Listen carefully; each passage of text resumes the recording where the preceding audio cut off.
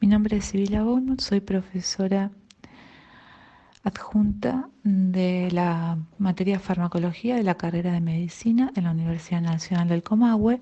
Hoy vamos a hablar sobre antibióticos que inhiben la síntesis de proteínas. Los aminoglucósidos incluyen gentamicina, tobramicina, amikacina, metilmicina, kanamicina, streptomicina y neomicina. Podemos decir que todos estos aminoglucósidos tienen utilidad principalmente contra microorganismos gram negativos aerobios, principalmente bacterias entéricas gram negativas. En cuanto a sus propiedades físico-químicas, podemos decir que los aminoglucósidos tienen un anillo de Exosa, ya sea streptirina en la streptomicina o 2-desoxistreptamina en otros aminoglucósidos, a los que van unidos varios azúcares aminados mediante enlaces glucosídicos. Los aminoglucósidos son hidrosolubles, estables en solución y más activos en un pH alcalino que ácido. En relación al mecanismo de acción, podemos decir que el paso inicial es la difusión pasiva a través de conductos de porina de la membrana externa.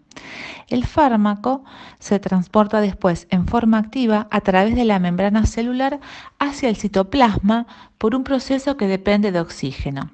El gradiente electroquímico de transmembrana va a proveer la energía para este proceso y el transporte está acoplado a una bomba de protones. Por eso, en condiciones de pH extracelular bajo o anaerobio, se va a inhibir este transporte al hacer decrecer el gradiente. A su vez, este transporte también se puede estimular mediante fármacos activos sobre la pared celular como la penicilina o la vancomicina, que actuarían en forma sinérgica junto con los aminoglucósidos. Y dentro de las células, los aminoglucósidos se unen a proteínas específicas de la subunidad 30S del ribosoma. Una vez dentro de la célula bacteriana, la síntesis de proteína es inhibida por los aminoglucósidos por al menos 3 mecanismos. El primero bloquea el comienzo de la síntesis de proteínas, el segundo bloquea la transducción ulterior y ocasiona terminación prematura, y el tercero produce una incorporación del aminoácido incorrecto. Entonces, estas acciones que van a producir proteínas aberrantes que se insertan en la membrana y alteran la permeabilidad, y estimulando el paso de los aminoglucósidos. También las proteínas aberrantes alteran la estructura de la membrana del citoplasma de la bacteria, por lo tanto son bactericidas. En relación al mecanismo de resistencia de los aminoglucósidos, podemos decir que tiene 3 mecanismos principales. El primero sería la producción de una o varias enzimas transferasas que inactivan el aminoglucósido por adenilación, acetilación y fosforilación. Este es el más frecuente en la clínica médica. El segundo mecanismo de resistencia es la alteración de la entrada del aminoglucósido a la célula a través de la membrana citoplasmática. Tenemos que tener presente que el transporte de aminoglucósidos a través de la membrana es un proceso activo que depende de oxígeno. Por lo tanto, bacterias estrictamente anaerobias son resistentes a estos fármacos porque no tienen el mecanismo de transporte necesario. De igual manera, las bacterias facultativas son resistentes cuando se desarrollan en condiciones anaerobias.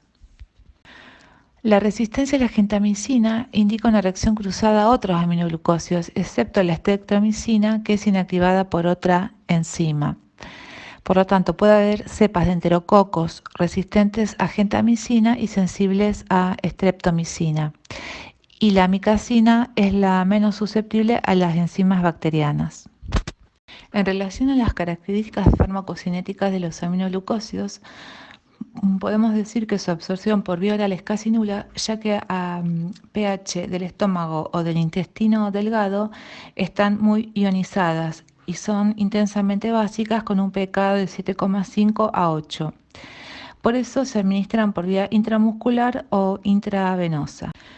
Tienen escaso unión a proteínas plasmáticas, se distribuyen por el extracelular y tienen un volumen de distribución aparente de 0,2 a 0,3 litros por kilo. Tiene baja concentración intracelular en los tejidos en relación a la concentración plasmática. Sabemos que se acumula en las células del túbulo renal y en el sistema nervioso central las concentraciones son insuficientes aún con meninges inflamadas en adultos. Se concentra en perilinfa y existe una relación entre la concentración y el grado de toxicidad auditiva.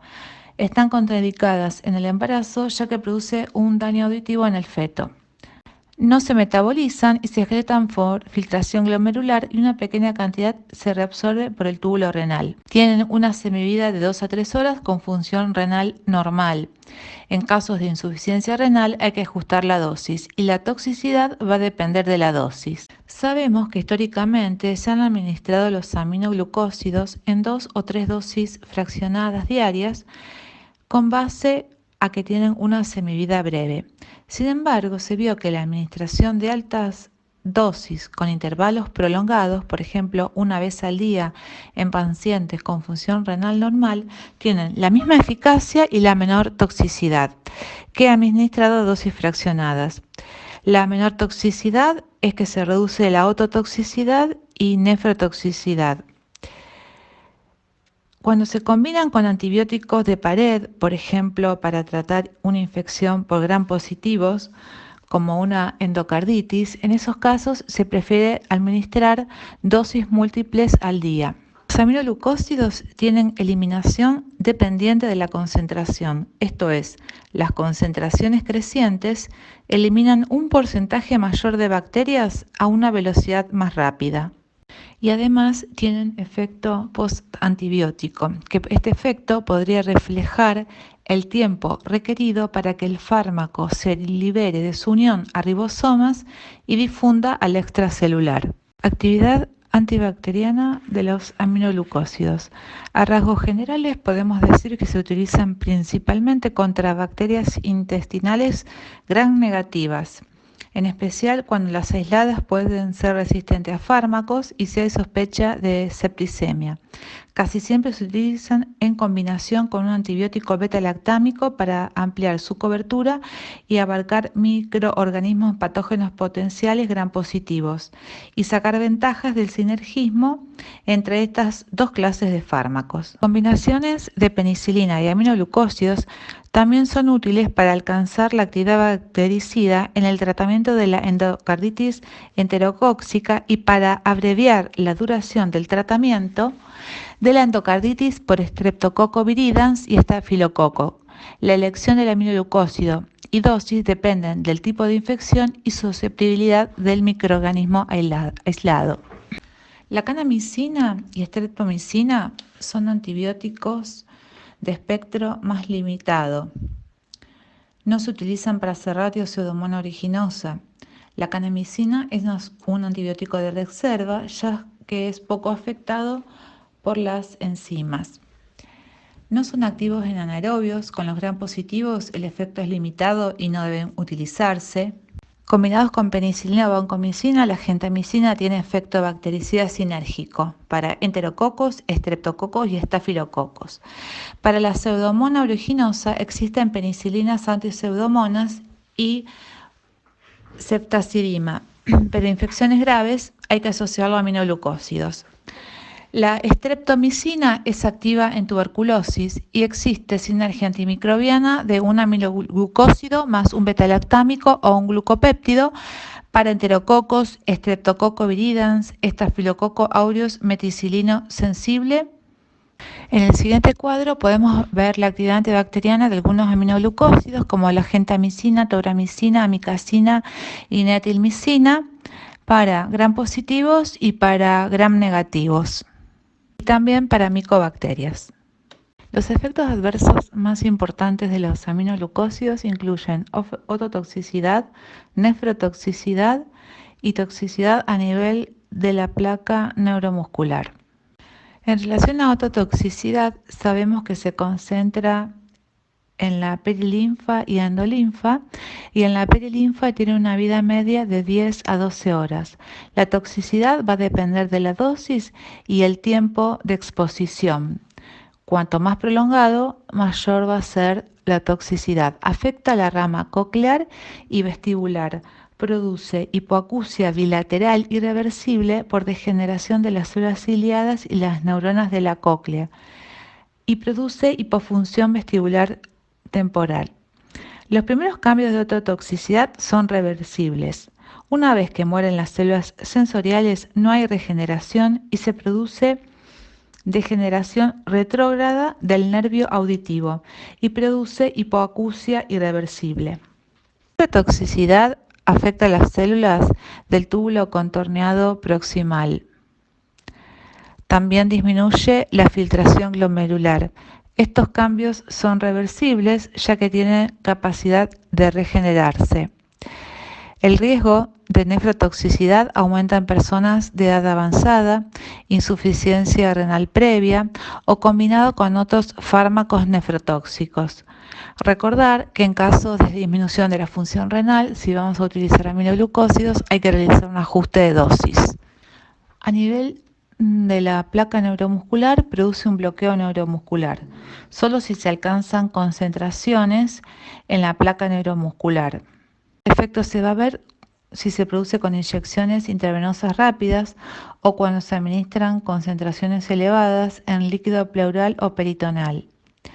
Lo que hace es inhibir la liberación presináptica de acetilcolina y bloquea el receptor postsináptico colinérgico. Este bloqueo se antagoniza con calcio. Efectos adversos de los aminoglucósidos incluyen hipersensibilidad, reacciones anafilácticas graves. En el feto produce ototoxicidad y nefrotoxicidad, por lo tanto está contraindicada en el embarazo. Vamos a recordar entonces que la dosis única diaria logra menor toxicidad. La administración de dosis única se basa en la actividad bactericida, que depende de la concentración, es decir, actividad bactericida mayor cuando la concentración es alta en el sitio de infección. Efecto postantibiótico se logra con concentraciones elevadas, 2 a 3 veces la concentración inhibitoria mínima, pero en 1 a 8 horas disminuye. Por vía oral no se absorbe, solo actúa tópicamente en bacterias de la luz intestinal para esterilizar en cirugía, por ejemplo, colorectal. Y por vía oral en inmunodeprimidos y en coma hepático para disminuir las bacterias que producen amonio y evitar la encefalopatía. Por vía tópica se utilizan para infecciones de la conjuntiva como la aniomicina, que es la más tóxica y solamente se utiliza por esta vía. Además, por vía tópica podemos administrarla en ungüentos o cremas en la piel, siempre y cuando no esté erosionada y no sea en niños porque aumenta así la absorción. Usos terapéuticos o indicaciones. Vamos a hablar que la gentamicina es un fármaco importante en tratamiento de infecciones graves por bacilos gram negativos. Se administra por vía parenteral, por vía tópica a nivel de piel o por vía oftálmica. Se administra combinado con un beta-lactámico o un glucopéptido, lo que evita la resistencia y tiene acción sinérgica. Las neumonías o septicemias intrahospitalarias producidas por Pseudomonas aeruginosa, enterobacterias, Klebsiella serratia. En endocarditis por gram positivo, por ejemplo por enterococos, hay que administrarlo junto a beta-lactámicos. Aminoglucósidos y asociaciones sinérgicas. Podemos utilizar un aminoglucósido. Los más utilizados es la gentamicina con una penicilina antipseudomonas para Pseudomonas aeruginosa. Otra asociación puede ser penicilinas antipseudomonas y cefalosporina más un aminoglucósido en la terapia empírica del inmunodeprimido. La penicilina G o ampicilina más streptomicina, cepas sensibles o gentamicina para la endocarditis bacteriana por Staphylococcus aureus, estreptococo, incluidos el fecalis. Aminoglucósidos y cefalosporinas para infecciones graves por Klebsiella o empírica en neumonía nosocomial. Aminoglucósidos y metronidazol o clindamicina o cloranfenicol o cefoxitima o penicilina antipseudomonas para bacteroides fragilis que producen infecciones pélvicas o abdominales.